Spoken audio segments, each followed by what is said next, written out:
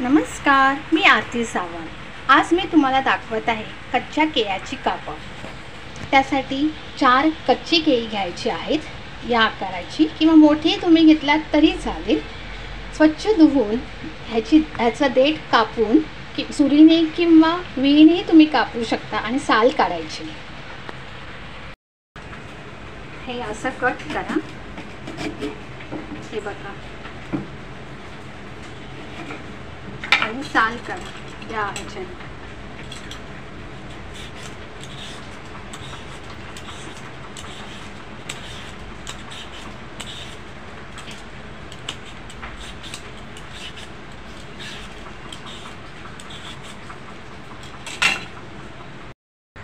हे बघा,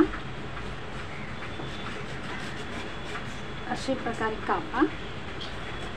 सगळे थोडीशी जाड पाहिजे.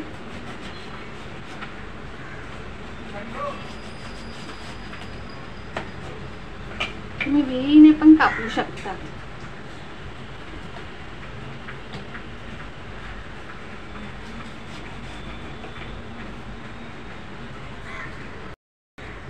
अशा प्रकारे मी सगळी कच्ची केळी कापलेली आहेत. हे बघा, त्याचे 2 तुकडे केलेले आहेत. हे बघा, हे पाण्यामध्ये घाला. तुम्हाला मी दाखवते. स्वच्छ चांगलं धुवा आणि पाणी पूर्णपणे काढून टाका. एक पण थेंब नसायला पाहिजे. स्वच्छ धुवून पूर्णपणे पाणी काढून टाका. कच्ची केळी पूर्णपणे स्वच्छ धुतलेले आहेत आणि त्याची अशी कापं केलेली आहेत, तुम्हाला मगाशी सांगितल्याप्रमाणे. त्यासाठी लागणार आहे साहित्य: मालवणी मसाला 1.5 चमचा, तिखट अर्धा चमचा, हळद आणि मीठ चवीनुसार. मी कोकम आगूळ घेतलेला आहे 2 चमचे, तळण्यासाठी तेल, बारीक रवा आणि तांदळाचं पीठ. सगळे मसाले हे बघा त्याच्यामध्ये घाला. आगूळ आणि छानपैकी मिक्स करा. तुमच्या आवडीनुसार तुम्ही तिखट मसाला तुम्ही वाढवू शकता. जो काही मसाला तुमच्या घरामध्ये आहे तो तुम्ही वापरू शकता. अशा प्रकारे सगळ्या कापाला हा मसाला लावून ठेवावे. सगळ्या कापांना हे बघा, सगळा मसाला, मीठ, हळद, आगूळ हे चांगलं लागलेलं आहे. आता तेल गरम करत ठेवूया कढईमध्ये. कढईमध्ये तेल तापत ठेवलेले आहे. तेल तापत आहे तोपर्यंत आपण केळ्याच्या कापाची कोटिंग लावूया. बघा, तांदळाचं पीठ आणि रवा मिक्स केलेला आहे. त्यात हे कापं डिप करा त्या रव्यामध्ये. हे बघा,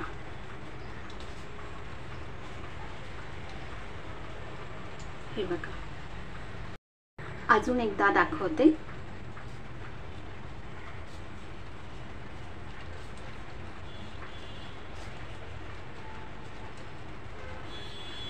अशा प्रकारे सगळी कापं कोटिंग लावा.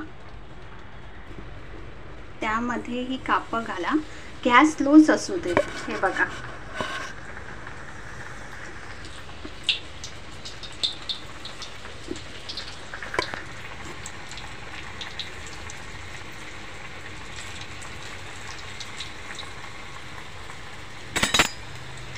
चांगलं फ्राय करा दोन्ही बाजूने.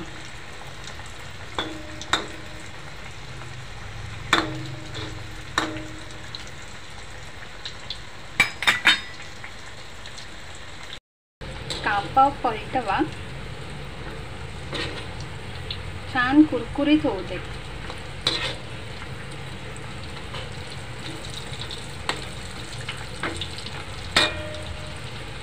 गॅस मीडियम असा ठेवा. बघा, छानपैकी भाजलेला आहे.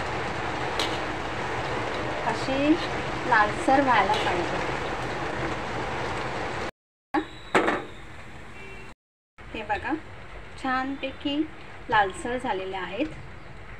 बघा छानपैकी फ्राय झाले आहेत. दुसरी बॅच पण तुम्हाला मी दाखवते एकदा. हे बघा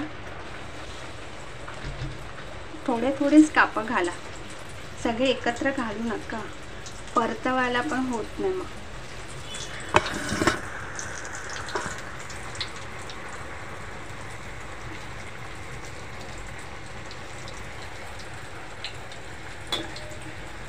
हे बघा स्लोच गॅस ठेवा, फास्ट करू नका. तुम्हाला गरज वाटत असेल फास्ट करायची तर करा, स्लो गॅसवरच फ्राय करा. हे बघा हे तुम्ही तुमच्या मुलांच्या टिफिनमध्येही देऊ शकता.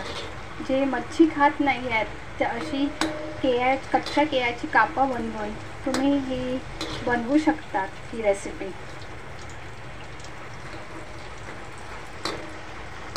छानपैकी लालसर व्हायला पाहिजे दोन्ही बाजूने. हे बघा छानपैकी लाल झालेले आहेत. हे काढून घ्या. अशाच प्रकारे सगळी कापं फ्राय करा. अशा प्रकारे सगळी कापं फ्राय केलेले आहेत. हे बघा छान क्रंची झालेले आहेत. तुम्हाला ही रेसिपी आवडल्यास नक्की लाईक, शेअर, सबस्क्राईब करायला विसरू नका. Shri Swami Samarth. Bless you. Thank you.